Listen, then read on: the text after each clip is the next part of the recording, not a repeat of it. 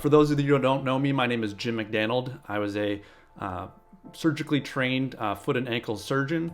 I've practiced both in the US and Canada for over a decade in private practice. And I've moved over to providing digital marketing services for podiatrists, both in the US and Canada. I've spoken on different practice management topics and digital marketing topics at the Midwest Podiatry Conference, the American Academy of Podiatric Practice Management, Colorado Foot and Ankle Society, Kansas, just to name a few. I started Podiatry Growth in 2019.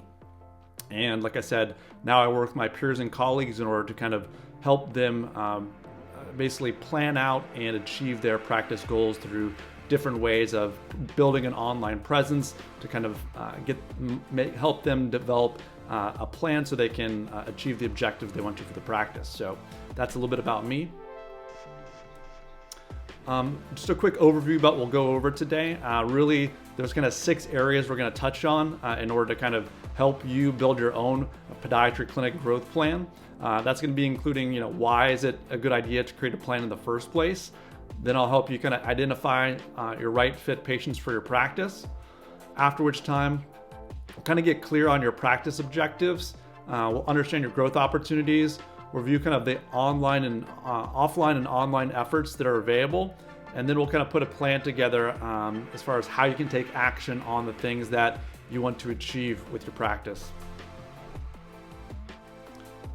So the first and most important step is determining why your podiatry clinic needs a practice growth plan, or a podiatry clinic needs a practice growth plan.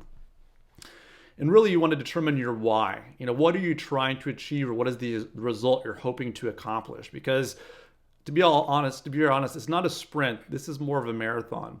This is going to take time to achieve, but you have to have a plan in place, or at least most people do, in order to make this happen. So it requires a little bit of self-reflection, a little bit of introspection as far as, why did you go in podiatry in the first place? What type of patients are you hoping to treat? And kind of what are the results you want to get? So starting off there is kind of where it all begins. And to be honest, not every single practice needs a plan.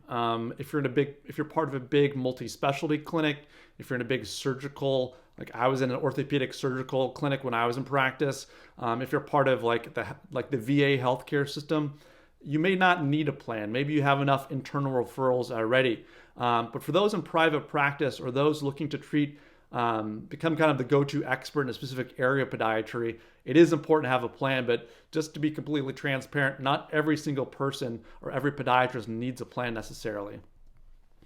And when I look at kind of my initial thoughts about like, how do I kind of make a plan, or, how am I going to get patients to come to my practice? It all starts off with providing excellent care. And I think that's very true to this day. But these other two are kind of areas where I didn't really understand kind of the other options that were out there. Obviously, you want patients to generate positive word of mouth, hoping that will translate into more new patient visits, kind of in the areas you want to treat. So, you put your head down, you work hard, you treat people well, and good patients will come your way. And if you're in the right setting, that might work. But if you're in private practice, you don't have, you're kind of more reliant on online referrals or referrals from other practice providers. There's some need there to supplement the kind of excellent care you provide with gaining some awareness in your local community that you do provide excellent foot and ankle care. Because just because you do that, do certain procedures or treat certain types of patients, maybe not every healthcare provider or not every member of your community realizes you do something like sports medicine or ingrown toenails or foot and ankle surgery, for example. So sometimes you have to spread some of that awareness by showing it on your website, your online presence, getting out to local events. There's different ways to make people aware of the excellent foot and ankle care you provide in your clinic. Like I mentioned, you have to kind of build a foundation, whether that's your website or Google My Business. You have to demonstrate that authority that you are the kind of go-to expert in an area. You have to capture that local demand in order to get the attention of your local audience, along with kind of providing social proof, making sure your website's patient-centric, you're prescribing real solutions for your patients. And that's kind of forming that local connection. And then the last step, as far as, prompting action with people in your local community, having them book appointments, you're helping educate them about all the things that you do, and basically turning someone in from like a regular patient into a practice promoter are all ways you can grow your practice. So why commit to a plan? Why is it important that you have a plan in the first place? Number one, I said, when you have a plan, you're less distracted. There's lots of tools or lots of new ways to do things out there, whether it be social media or new ways to build out a website or new ways to kind of market your practice or different procedures that are out there. But until you have a plan, it's really easy to be distracted. You spend a month doing Google ads and then that didn't work. You try a month of Facebook ads. People can kind of jump around from these different tools. And unless you kind of commit to specific plans and specific targets, it's really easy to get distracted. So you want to make sure that you have a plan in place so you can measure things, you can see what's working over time, and then either eliminate that as something that doesn't work or double down on the things that are working for you in your practice. And like I mentioned, the goal is not just kind of doing 1,000 things and going in 1,000 different directions at the same time. You really want to focus on one or two areas to see whether you can validate them as working or not working for your practice, and kind of building on those small wins over time so your practice gains momentum and you can really see that improvement over time, as opposed to like trying to do all the things and seeing no real progress. Like I also mentioned, it's really important to know kind of where your blind spots are and eliminate things that are wasteful. Whether that's kind of within a certain channel. Let's say in Google Ads, you were advertising on something like plantar fasciitis. Well, Dr. Scholl's inserts, Superfeet, the podiatrist next door, some other miracle podiatry, plantar fasciitis solution is trying to advertise on those terms. So maybe that's not the right way of doing Google Ads. Or maybe there's a different way that within Google Ads, you can eliminate some of that waste and go after patients that are actually seeking your care. Also, by building an online presence and making more awareness of the services and the types of patients you treat, you can be seen as that local go-to expert. By making consistent efforts both online and offline, that let's say you want to go into sports medicine, you're volunteering at marathons or local running road races, once they're opening back up, showing up at running shoe stores and providing a clinic as another example, or just how your website looks in general. Do you look like you treat sports medicine patients? Is there more than just that text on your website? Are there images? Are there experiences that you're sharing on your website to show that you are that go-to expert in that kind of area of niche that you want to be seen as that? Also, it allows you to provide better patient care. When you're seen as the go-to expert in a certain area, you're more likely to get more of that kind of either surgeries or procedures or type of patient. So the more you're working with that specific group of patients or doing more of that specific type of procedure, you're going to get better at doing those things. It's fine to be a jack of all trades and maybe live and practice in a small town where you can't be quite as niche, but the more you can kind of tell patients the type of patients you want to treat or the type of things that you are the go-to expert in, the better care you can provide to patients in your local area. So now that you've done that, we're going to go to the next step, and that's basically you want to identify the right fit patients for your podiatry practice. And there's really 3 areas you need to look at to do this. The areas include, when you're the go-to, what areas of practice do you love? What are the areas of podiatry that you love and you feel like you are the go-to expert in? Is that wound care? Is it sports medicine? Do you like the practice management side of practice? Do you like doing surgery? Really understanding what you value and what you get professional joy out of is a great place to start. It's not the only thing, but that's a great place to start because you want to be excited about going to work every day. So having a little bit of an internal inventory or some self-reflection about what you really like about podiatry and the patients you like to treat is the first step.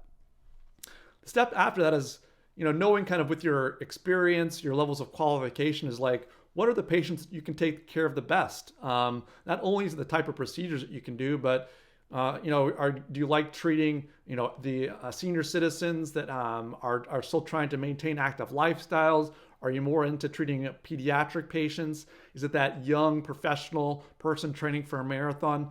Knowing that kind of demographic or the activity level of the people you want to treat also kind of helps you determine, what that kind of right fit patient is for you in your practice. Also, you have to make sure that those two things have some kind of footing in the financial realities of where you are in your practice. Just because you love treating runners, maybe you're in an area that running is not a big deal. So you have to be kind of cognizant of the financial realities of your practice and those kind of right fit patients. If you don't have enough right fit patients kind of in your local area, you may not be able to niche down so hard. But if you live in a place like New York City or Chicago, you can really focus in on those kind of target patients where you think you can really provide the best care for them and translate that into your online presence and your offline presence, and making sure that whatever you're doing is helping grow your practice. So for example, this kind of transition from specialty down to niche, I'll show you a couple examples. One would be, you're a podiatrist, that's our specialty, but you want to do sports medicine. Maybe it's even to the level where you want to treat only runners. And there are some examples of people doing that. Like I said, it requires probably being in a suburban or a larger urban area, but there's no reason if you're in a small town, you can't show that this is an area of practice where you are the expert, and there's ways of showing that to your local community.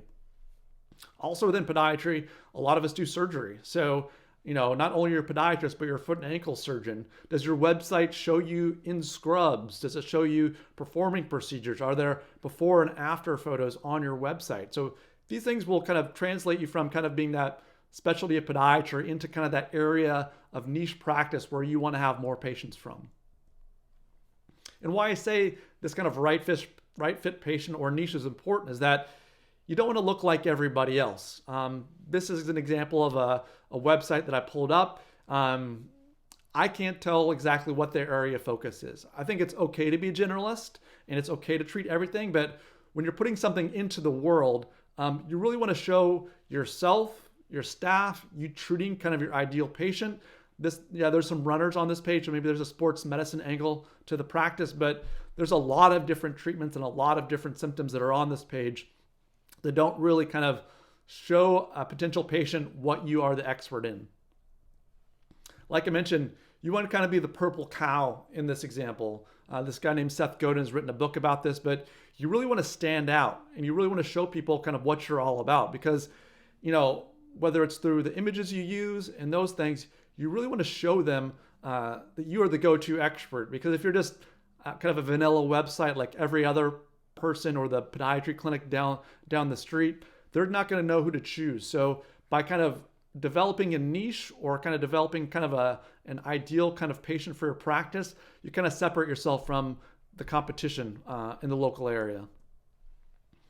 And also when you decide kind of who your right fit patient is, this is an example of a website in Chicago, the Running Institute. It's very clear based on what their website is, kind of who they want to treat and the kind of procedures, the type of care they're going to provide.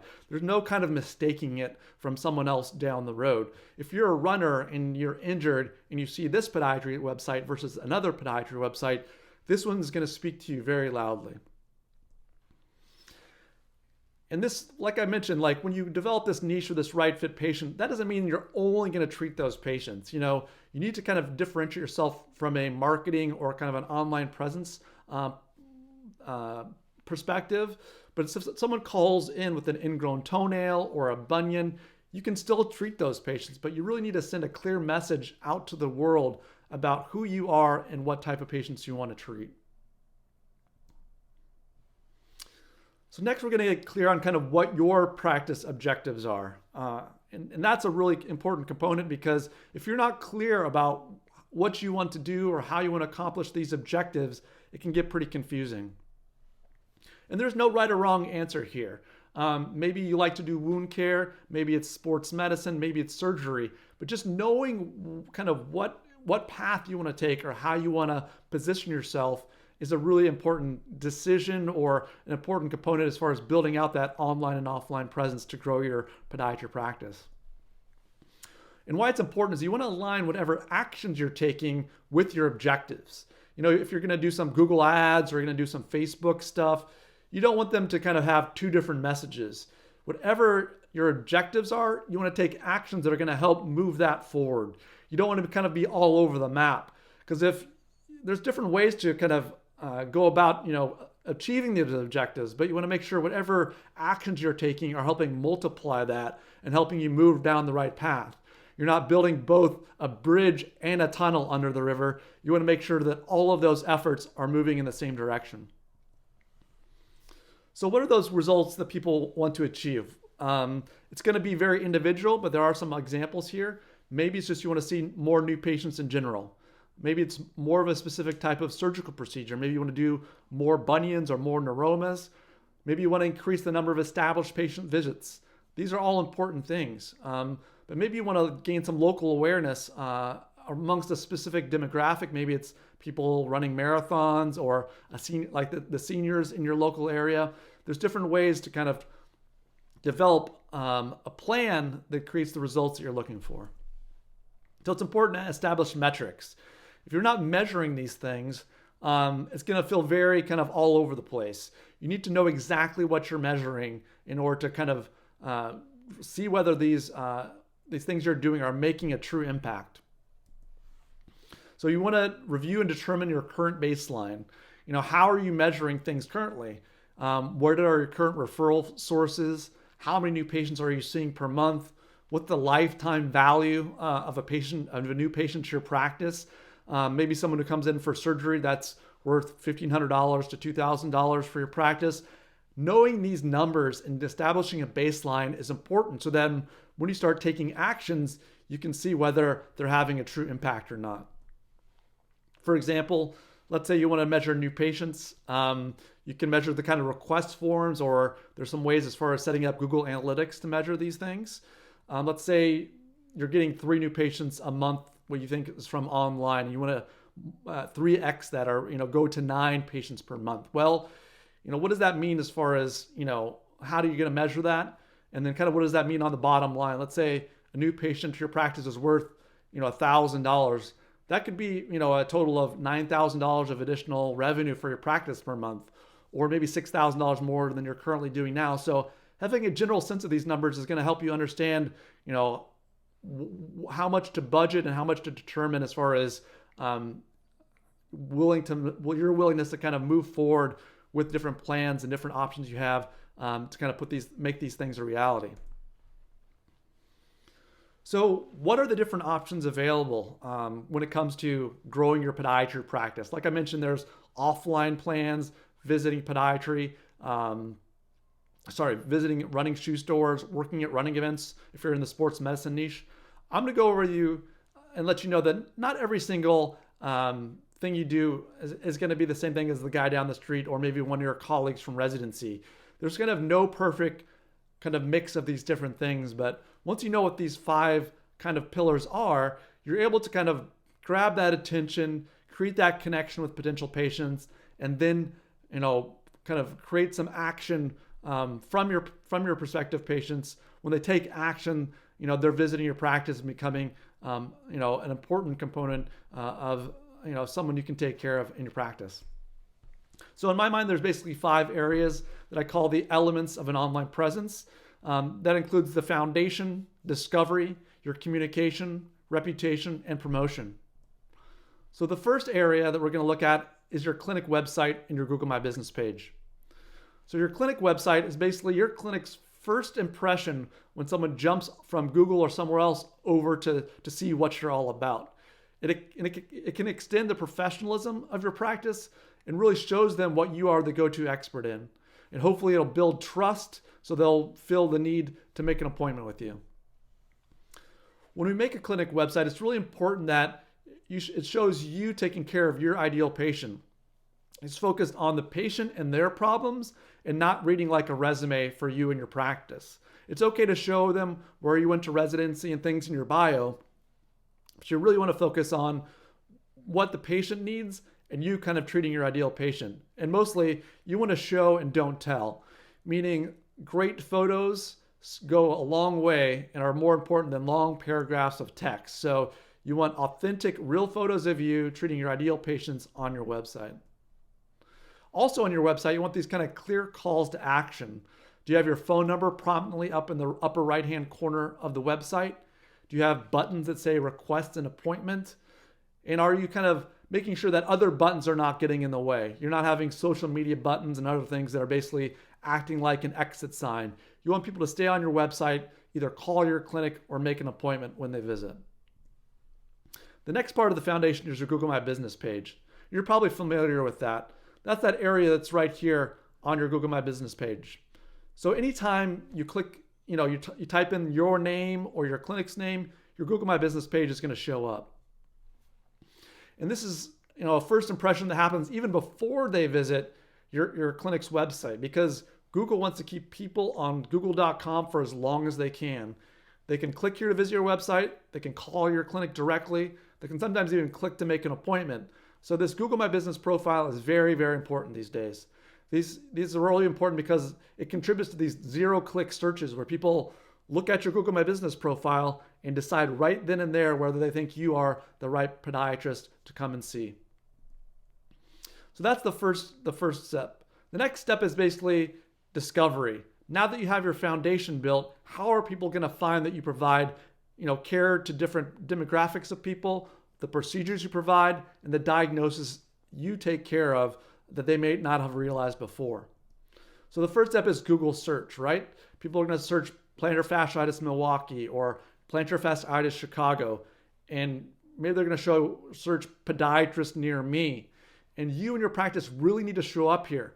Otherwise, it's going to be something where it's, they're not going to be able to, if you're ranking on page 2 or page 3, they won't know that you exist. So you really need to work on making sure you show up in Google search. Like I mentioned, ideally you're the number one result for the keywords that are most important to your practice. And you really want to basically monopolize the keywords and monopolize that page on Google, whether it be in the ad section, the map section, or what's called the organic section, to make sure your clinic has maximum visibility. This is where search engine optimization comes in.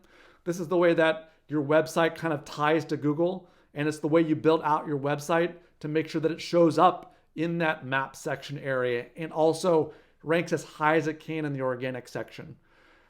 This does not really have anything to do with the ad section. We'll get into that in a bit, but this is really based on searcher intent. When you are the most relevant search result for what people are searching for on Google, they're going to reward your website and rank you higher on Google. Like I mentioned previously, there's also search ads, and you're going to show up in different areas by bidding on terms like podiatrist near me, kind of in your local area. If you're based in Los Angeles, maybe it's Los Angeles podiatrist. These are patients that are looking for a potential podiatrist, and by showing up there, you become a perfect opportunity for them to make a clinic appointment with you. Like I mentioned, this searcher intent is what makes Google ads different than any other type of advertising. You're not kind of interrupting people. These are things that people are looking for at the present moment. Google is basically giving them a very relevant result because they're telling Google exactly what they want. And when your clinic name and the services you provide show up there, they're more likely to click through and make an appointment with you in your clinic. The next step is based of an online presence that's really important is your patient emails. You probably have a database of your patients, and as long as they've given you permission, this is an opportunity for you to educate your patients about all the types of care you provide, which is really important. Maybe they don't know you do ingrown toenails or ankle surgery. By sending out either an email monthly or every 2 weeks, you can tell them about all the things you provide. It helps keep you top of mind, and you reach not only them, but their network, their family, and their friends. Like I mentioned, sending out this on a consistent basis allows you to speak directly to them. You're not going through Facebook. You're not paying for ads. You're basically sending it directly to their inbox, and they're more likely to engage with you through patient emails than they are any other platform. The next is basically getting online reviews for your clinic from your patients. These gold stars that show up in Google My Business on Maps are hugely important and separate you from other types of podiatrists. When you show Google reviews, let's say you have 100 versus someone that has 7, It's a clear marker of trust that you are that go-to expert. It's a form of digital word of mouth that can't be matched. When there's 100 reviews there and they're all 5-star and legitimate written reviews about how you and your staff provided great care, that's going to set you apart from the competition. Like I mentioned, it's not only the star rating, but the number of positive reviews you have makes a huge difference. Last but not least is promotion. With promotion, we're talking about Facebook ads or Google display ads. Facebook ads are important because they help you get a new procedure and make kind of your local audience aware that it exists. With Google search ads, you're able to basically know what people are searching for. But these are topics or procedures or things you provide that people don't know exist. So by putting it to their Facebook feed, they become aware that you're doing things like the Swift laser or electric shockwave therapy for heel pain. It's a really important component of things. The also important component of Facebook ads is that you're able to go after specific demographics of people. Maybe you want to treat more runners. So by looking for the people that like your local marathon, let's say you're in Chicago and people like the Chicago Marathon, they're more likely to be runners. If they see you're treating heel pain with shockwave, you might get more of those patients to come to your practice. You can also do things based off of the age of the patient, their location, anything that they share on Facebook. Usually you can kind of create an ad for that subgroup of people. Now, not all of these things are perfect. You don't necessarily have to do all of these different things, but creating kind of your own perfect recipe is what it's all about. Maybe the first step is to build a website that's going to convert more website visitors into scheduled patients. That's the first step. And then working on your SEO or buying some Google search ads and then incorporating a newsletter. There's no one perfect way of doing it, but once you know what these things are, you're able to either build something yourself or work with a professional in the future to build out what the right kind of overall perfect recipe for you and your practice is based on those clinical results that you want to get. The next step is to look at and review your previous The next step is really to review your previous online and offline efforts. I hear a lot of people, I've never heard anyone say, I've tried podiatry and it didn't work. Have you ever heard that? What I usually hear people saying is that I've tried Google Ads and it doesn't work. And what I think is interesting is that, just like the podiatry is a wide-ranging specialty that we all practice, Google Ads is a wide-ranging platform that is really specialized. And you really have to know the ins and outs of that platform, just like you have to know the ins and outs of taking care of feet and ankles to really get the most out of specific types of things. So sometimes people have tried Google Ads and they haven't had success, but there's usually a reason for that. And it usually requires a specialist or someone that knows how to really dig down deep into that platform to get those results. One of the kind of things that's interesting about the online platforms we currently have is that we're so familiar with it. But that doesn't mean that it's necessarily that simple to use or to generate real results for your clinic.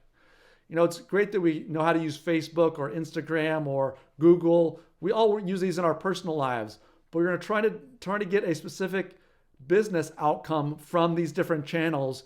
You really have to know what you're doing and really put on that business mindset in order to kind of get those kind of positive results that translate into new patient visits or more types of care that you want to receive. Like I mentioned, once you have kind of a system in place, you have that perfect recipe, it's always about refining it too. There's no kind of cookie cutter or copycat solution that's going to work for every practice. It's not a set it and forget it solution. If you just look at your website as something you build out every 5 or 10 years, you're not going to get a lot of results from your online presence or kind of it's not really a way to kind of build a growth plan. You have to be kind of constantly experimenting and trying things, and it has to be more active than it is passive. Like I mentioned, there's different reasons why different plans will fail or things that have failed in the past. Sometimes people just don't know how to kind of attribute the different sources of referrals they're getting. How is it coming from online? Is it coming from Facebook or Google? They don't know how to determine where those online referrals are coming from. Sometimes there's insufficient budget. If someone's using $100 a month on Google search ads, you're probably going to not get a lot of results from that. Generally takes somewhere in the $500 to $2,000 range per month to really get sustainable results from Google search ads. Also, if you're looking at week to week differences, it's not long enough of a timeline to really see results. It's more month to month and even quarter to quarter to see those results. So that requires some amount of patience in order to kind of get up to speed and get those optimal results, both from your offline and online ways of doing things. Sometimes the scope is too big and sometimes it's too small. If you're trying to kind of be everything to everyone and market 100 different things to your local audience, it's going to be confusing. So you have to have a scope that's small enough where you can make momentum with certain procedures, treating certain types of patients. You don't want to confuse people. You need to make it very simple for them to want to visit your website and make an appointment. And maybe you're looking in the wrong location or the wrong demographic of people. Maybe you're the area where your practice has a lot of seniors and you need to be more focused on them, but you've been focusing on pediatrics in an area where some orthopedists are very, very strong in pediatric orthopedics. There's different ways to go about kind of looking for that right location, right demographic of patient. And maybe you're using the wrong channel.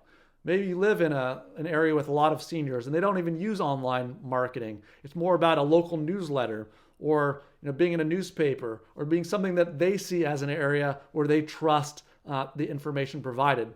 Maybe you need to be in contact with more primary care physicians or geriatric care providers. There's different ways to go about doing it.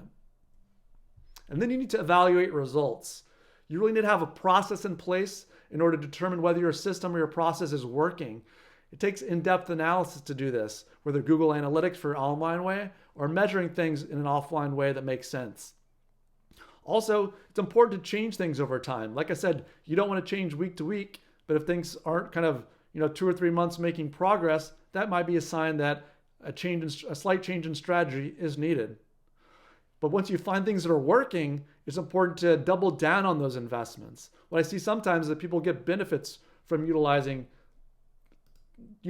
different forms of online marketing, but then aren't willing to invest further to make it happen. So that's a really important component of that. Example of this is, let's say you're based in Chicago and you're advertising on the term Podiatrist Chicago. For a new patient, it's costing about $50 to get clicks versus $500 to get a new patient on there. Obviously, we all would want it to be $50 per new patient. But if you're getting that, it's important to know what your numbers are. If you're getting $50 of ad spend per new patient, does it make sense to go ahead and invest more in that campaign? Obviously, if you're spending $500 for a new patient, it's time to rethink the overall strategy of that overall campaign. And finally, it's really about putting your growth plan in action. And there's some different ways to go about doing this. The first step is basically a DIY approach. Maybe you built your own website or had a friend or a colleague build it, or you're thinking about hiring someone in-house. Those are reasonable options. You'll also have opportunities to partner with different levels of agencies. Some of them are big. Also, there's some different platforms out like Patient Pop to kind of advertise a patient growth platform. There's different pros and cons to each of these. The last but not least is kind of a podiatry-specific expert, which I kind of fall into the case of. You want to look at the DIY or the in-house pros. The great thing is that there's a lot of information available on the internet these days. There's no secrets to kind of online marketing. Determining kind of what your goals are, building out a website, an online presence that's going to reflect your values and the results you want to get. If you have the time and effort, you can do it. The great thing about that is too, it's low cost or even no cost if you're able to kind of do those learnings by yourself. And like I said, either you DIYing it or someone that you hire in-house, it's 100% focused on what your needs are, and there can be alignment with your overall goals as a practice. The cons, if you're trying to run a busy practice, you're trying to kind of do all these things yourself, you're going to find that you're probably a little bit time poor, and that's normal. You're a specialist, you generate revenue by seeing patients, and to kind of spend time away doing this can be definitely a con. It takes time to really develop good skills in online and offline marketing and achieve those results that'll benefit your practice. Also can be difficult to determine what the kind of quality of information is and kind of filter the good from the bad. There's a lot of information out there about online marketing and ways of growing your practice, but it can be sometimes difficult to know what actually works. Like I said, also, if you decide to bring someone in-house, that's going to require a full-time employee and benefits, just something to consider. If you're looking to hire an agency or this, utilize kind of a practice growth platform, the pros are that they have a pretty low price point. Most of these will probably be in the ballpark of $1,000 to $1,500 a month for kind of a starter marketing package. There definitely will be some areas where they provide some results that will benefit your practice. I've seen some agencies or growth platforms get a lot of online reviews, 5-star reviews, which can be helpful. And then also, there are some ways that these platforms will kind of tie into your EMR to make these things somewhat more automated, which can show benefit. The cons, sometimes these agencies or the practice growth platforms are more concerned about marketing metrics than they are about driving real practice results. You're basically, they own your website. They kind of own the content on your website and have you kind of locked in. And for some people, that's okay. They rather pay less and not have to worry about things, and they don't really care about owning their website. But if you don't feel like you're happy with the website, it's going to take some time to kind of get off of that platform and go to something else. Also, it's important to know that these agencies and practice growth platforms usually benefit on a volume model, meaning that you're one of 100 or one of 1,000 people, and it's not a very one-to-one relationship. So you're going to have different layers of management to navigate when it comes to a larger agency or a practice growth platform. Obviously, I'm a little bit biased, so there's definitely pros and cons to all of these, but the pros of someone who's a podiatry-specific expert and working with them would be that you get to work one-on-one to kind of build out a plan that's based on your practice's needs, so it can be customized to kind of generate real results for your practice. There's going to be no layers of management with an expert. You're going to work one-on-one with that person as far as the planning, the delivery, and discussing results on an ongoing basis. There's a single line of communication, so you're not having to speak to basically a product manager, the doer, the product person. It's all this is kind of wrapped up into one person. And you're looking at being at one of maybe 8 or 10 clients as opposed to being one of 100 or one of 1,000. There are cons, to be honest with you. Definitely, a service like mine is a bit more on the expensive side compared to others. Generally, my prices are somewhere between $1,000 to $3,000 a month, depending on the level of service I provide for my clients.